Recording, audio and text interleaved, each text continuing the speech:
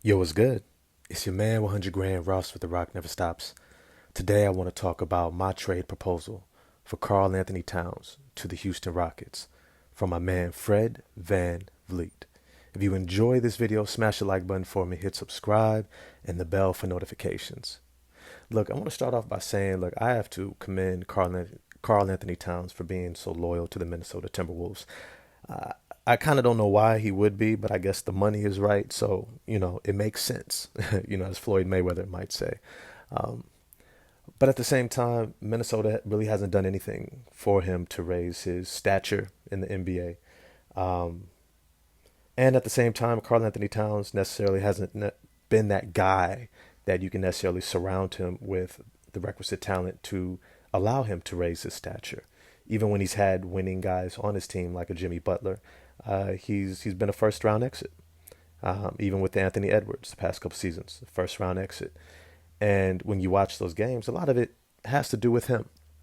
So it's very clear that Karl Anthony Towns is somebody who needs an alpha go to best scoring option on the championship team guy, if not two.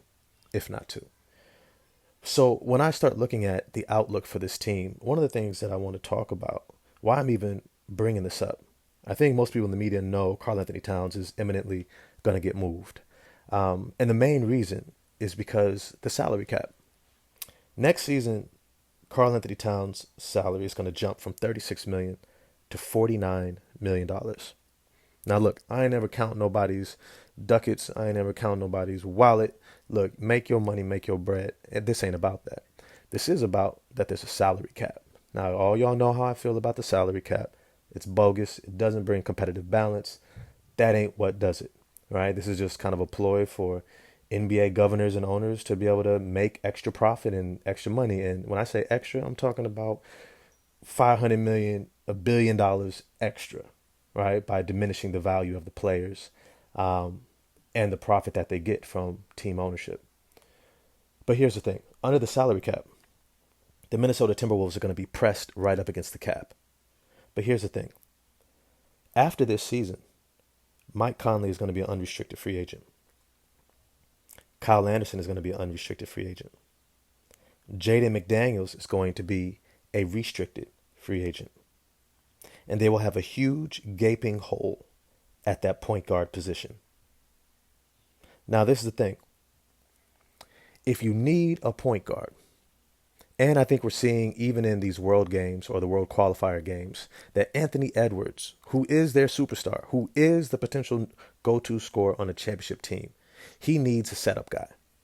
Anthony Edwards is an ace scorer. He reminds me a lot of Kobe Bryant, a young Kobe Bryant. He's never scared of the moment. He's got the clutch gene. He's somebody who guys can look to and say, this guy can take us there. But he's not a point guard. He's not somebody that's going to set everyone else up. He's not somebody that's going to get everyone else involved. That's not who he is. He needs a setup guy. And as a result, the Minnesota Timberwolves are going to have to reckon with that. That they have this guy under contract for 5 more years. Now, here's the thing. He is a bona fide NBA superstar. He's not just an all-star. He's not just a star. He's a superstar. He's somebody that can score with the top maybe 7 or 8 great superstar NBA players. I mean that when Stephen Curry is going off, Anthony Edwards can go off, and it doesn't matter who you have on him. When Ja Morant is going off, when LeBron is doing his thing, right? When other great scorers, Kevin Durant and the like, are going off in the playoffs, he's somebody that can match them pound for pound, step for step, shot for shot. And so what this means is that the Minnesota Timberwolves are going to have to find the right complementary pieces to put around him. Now, here's the thing. Karl Anthony Towns is not that piece. Let me be clear. He's not that piece. He doesn't play defense. He doesn't read the game fast enough, especially in the playoffs when the defenses are set against him. He can be a bit one-dimensional and doesn't necessarily always know where to be on the court, his rotations, especially on the defensive end. But Fred VanVleet does. Now, say what you want for his last couple of seasons in Toronto. Yes, they had been underwhelming, but he was still an all-star. He's still somebody who's won an NBA championship. He's still somebody you do not have to convince or plan for to help him play defense. And despite his size, he's a dog on defense. He's straight out of that Kyle Lowry mold.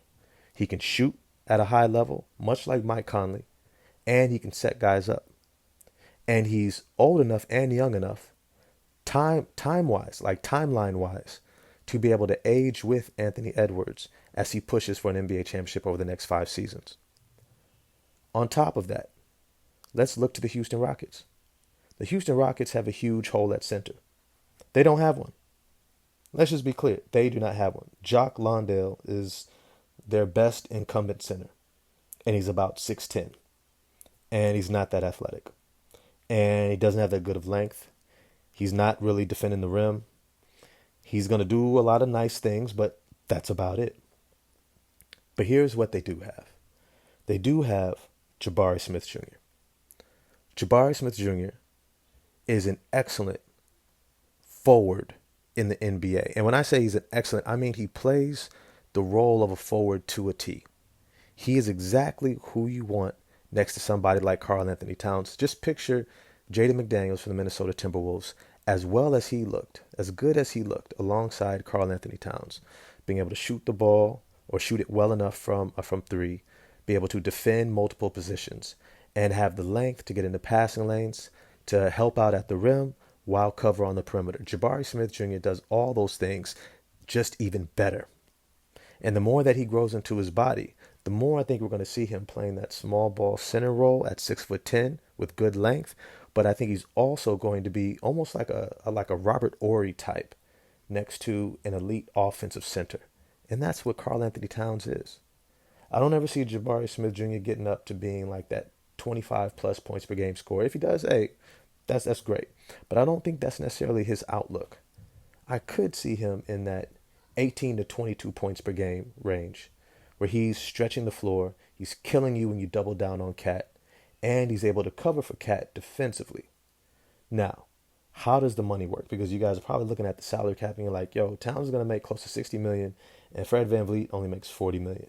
Well, here's the thing. The Houston Rockets are so far under the cap, especially going into the next couple of seasons, that they can take that hit, that $20 million, and still be well within range of the cap. Now, if they need to add another piece, they've got more than enough extra pieces, whether it's a Jeff Green, whether it's a Jock Landale, even Jay Sean Tate. They could just throw a guy in there, right? But look, what the Houston Rockets have to address is their ability to play big. And they don't. They simply don't. They are a small team, a diminutive team in a league that is only getting bigger. From the Cleveland Cavaliers, the Detroit Pistons, whether it's the Philadelphia 76ers, whether it's the, what are some of these other bigger teams out there? I can't think of any offhand. I mean, even Charlotte's getting bigger. We got Mark Williams at 7'1". I mean, pretty much everybody has a 7-foot athletic, long center who can score inside, defend the rim, and sometimes even shoot. To only have your biggest guy be 6'10", who's only going into his second season, who still hasn't grown into his body yet, you are already going to be behind the eight ball. Alperen Sengun at 6'9", he is not a starting center in the NBA, and I think the Houston Rockets already know that. But here's the other layer of it, and probably the last final layer of it. Amen Thompson is coming. I'm going to be honest, he's really already here, but at the same time, he is coming. For those of us who watched the Summer League game, he only played one, but if you watch that game, I mean, I personally, I don't want to credit him 100% because I know Jabari Smith Jr. has done a lot to develop his game, but it felt like he unlocked Jabari Smith Jr. He's the type of point guard that is looking for his teammates. He's the type of point guard that's looking to set up his teammates. He's the type of point guard who other guys love to play with because he's selfless, because he's team-oriented. He reads the game at a high level and is able to position you where you need to be in order to score and to be at your best. This is one of those traits that you only see the greats really have. The Jason Kidds, the Steve Nashes, the LeBron Jameses, the guys who read the game, see the floor, and know who needs the ball, where, and when. On top of that, his incredible top-end athleticism. is something that you just can't keep off the court. I don't know how you keep Fred VanVleet for more than a year, right? Knowing that you got this kid who's 6'7", over 7 foot wingspan, over a 40 something inch vertical, with the quick twitch muscles of Russell Westbrook, and can pass the ball like a LeBron James, and just say, yeah, you're going to play behind Fred VanVleet. It just doesn't work that way. Now, I'm not sure how the salary cap works, if they'll be able to trade Fred at the trade deadline or if they have to wait a whole full year. But if they do, it doesn't matter. He's getting traded. He's not going to want to play behind Amen Thompson. And they need to be able to get something for him, because you're not going to pay somebody 40 something million dollars, 40 million and 42 million and 44 million to come off your bench and be your sixth man. It doesn't matter how much the salary cap is increasing. That just doesn't make any sense. And so what I think is this trade happens, if it's able to, I think it'll happen by the trade deadline. But I'm sure there's also other options out there for Karl Anthony Towns.